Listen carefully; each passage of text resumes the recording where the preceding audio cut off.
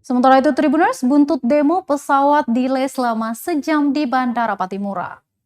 Pesawat di Bandara Patimura, Ambon sempat delay akibat demonstrasi sengketa lahan di Tawiri pada Rabu 24 November 2021. Hal ini disampaikan Legal Compliance and Stakeholder Relation Manager PT Angkasa Pura Bandara Patimura Ambon Aditya Narendra.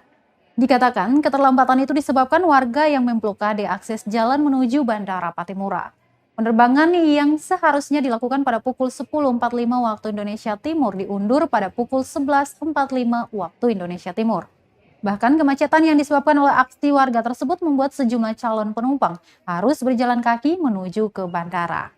Diberitakan ratusan warga negeri Tawiri memblokade jalan utama menuju Bandara Udara Internasional Patimura Ambon.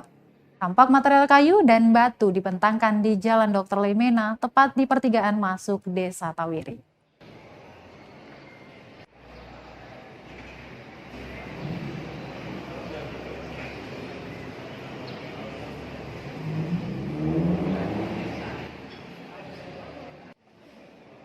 Terima kasih sudah nonton.